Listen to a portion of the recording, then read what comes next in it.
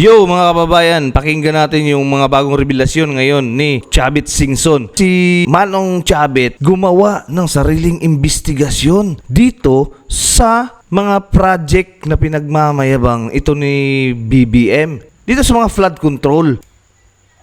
Sasabihin ko ngayon, nag-imbestiga rin ako on my own and mga team ko, bumapasya kami sa lahat ng mga probinsya. Wala yung sinasabi ni President Bongbong Marcos na project niya noong SUNA 2024 na ginawa niya 5,500 flood control. Oh, kita mo? Wala daw siyang nakitang ganun. 5,000 mahigit na flood control projects na pinalakpakan pa siya. Palakpakan pa mga congressman. Kako, nabudol din yung mga congressman. Palaktak tayo pa. Nag-imbestiga kami, wala.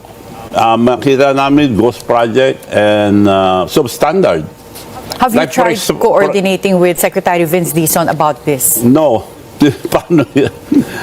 Ang problema, gobyerno eh. Paano ka makipag-coordinate sa gobyerno? So ano pong balak ninyo? The government cannot solve this problem because the problem is the government. Oh. Matindi itong salita ito. You cannot solve the problem if the problem is the government.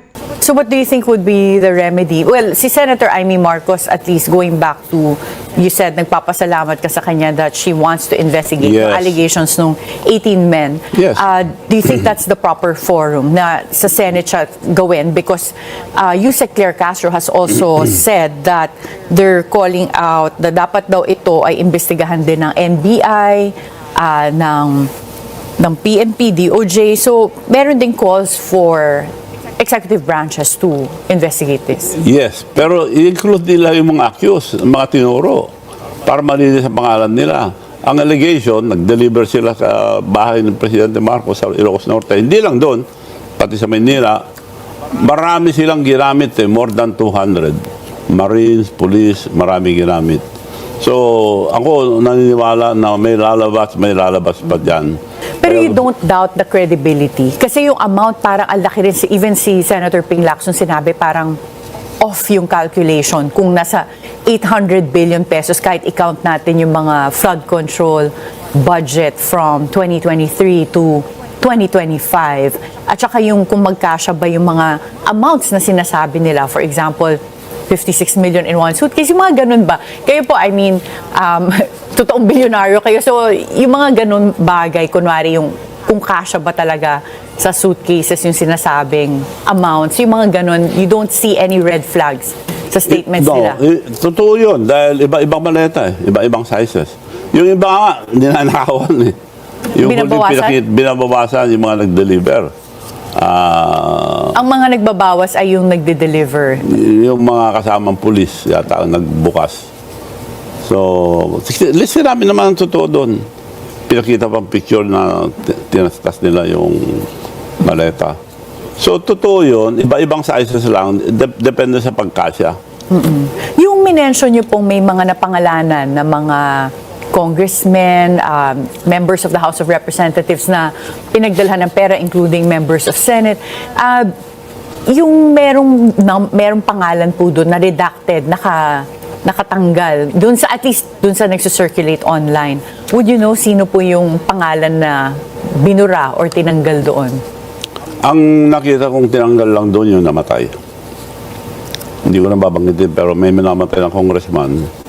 Yun ang binura. Yun ang redacted po.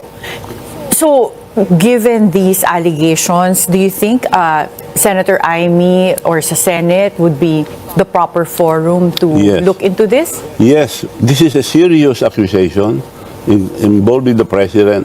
They should also investigate the President. Bakit itong mga Marines lang imbestigahan? Imbestigahan din nila, like for example, Sandro. Imbestigahan nila Sandro. Yun nga. Martin Romualdez, ilang beses nang inaccuse, hindi inimbestigahan. So, maliwanag na may kalukuhan sa gobyerno. Dalawang bagay lang para anong tao. Bakit hanggang ngayon walang nadademanda na pinangalanan? Yun nga. Unang-una sa Bulacan, daming ghost project. Hanggang ngayon walang nadademanda ron. Wala na kulong. Pinangakong gobyerno na December, marami akong kukulong. Ang kinulong kawawa Diskaya, anong kasalanan ng Diskaya? Kontraktor lang, ginamit. Paano nagkaroon ng project si Diskaya? Gobyerno nagbigay. More than 3 billion 700, I think. Basta more than 3 billion, binigay sa kanya, binayaran niya. At binayaran din kagad ng public road and highways. Yun ang kalokohan doon. Yun ang imbestigahan dapat. Pero ang mag-iimbestiga dyan, dapat isama nila hindi lang mga gobyerno. Kung gobyerno na mag-iimbestiga, walang mangyayari. Dahil gobyerno ng problema natin. Yun nga, tumpak nga. Paano naman tayo uusad ng investigasyon? Ang problema sa gobyerno, kung mismo ang gobyerno ang may problema. Ombudsman Boying Remulla, do you believe in his capacity to be independent? No, because he was appointed by the president. May- Dapat hindi appointed by the president. Paano ka? So yung Truth I-appoint kita, Commission po, imbestigahan mo ko. oo. So yung Truth Commission na sinasuggest po ng mga ibang, I think members ng Makabayan, yung iba nagsasuggest na dapat may Truth Commission. Do you believe that would work? Depende sa i-appoint. Like, for Kailangan example, independent talaga. independent na may kredibilidad. And when it Like comes... for example, si Senator Lacson, believe ako sa kanya nung araw. Ngayon parang nagbago na. Pulis yan. Alam ko, alam niya lahat. Ngayon, iba na ang sinasabi. So, hindi na siya yung Senator Lacson nung araw ng kilala ko. Pinagtatanggol na niya si Presidente. Ewan ko kung anong usapan nila. Ang aga, inabsurto na niya. Eh kung titignan mo, ako nag-chief of police din ng bata ako. Ang liwanag ang mga kalokohan dito. Unang tinuro si Speaker Martin Romualdez, inimbestiga dapat, inimbestiga na. Hindi nila kinagalaw. So meaning, mayroon silang protektahan. At karamihan ngayon sa mga senators, hindi na nagsasalita. Kaya nagpapasalamat ako kay Amy na paimbestigan to. Lahat ang involved. Oo nga. Pati yung binigyan. Si Aimee kasi karon nag-propose ng investigation dito sa Senado. Kasi nga, siya din ay naniniwala na nagkaroon talaga ng malawakang korupsyon. Deliver sila sa bahay ni Presidente, si Sandro ang tumanggap. Imbestigahan nila si Sandro, Congressman Sandro. Kung totoo. At saka, imbestigahan publicly. Oh, I seem to recall si Majority Floor Leader Sandro Marcos also appeared in the ICI, but it was, again, a confidential hearing. I mean, it was not Yun nga live eh. streamed. Pero yung report ba ng ICI, it's more than 1,000 pages.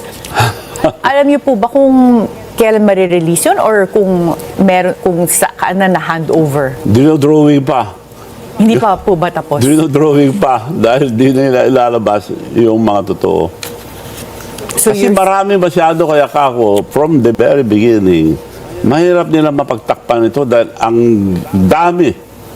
The whole nation na may flood control, it was announced by the President, pero wala. Sample na lang sa probinsya niya, pinasyalan na namin lahat, buong probinsya ng Ilocos Norte, walang matino na project. And they have the biggest budget. Aside from the government, national government, budget lang ni Sandro, almost 30 billion. Boom! Budget ni Sandro Marcos, 30 billion? Pati allocables niya. And yung pinsan niya, si Congressman Barbers, sila ang pinakamalaki. Walang matapos na project. Sabi nila, walang pondo. Paano nangyari yun? Billions ang pumunta sa kanila. Billions ang pumunta tapos sasabihin walang pondo. Yun, pinagluloko na tayo mga kababayan. Grabe na to.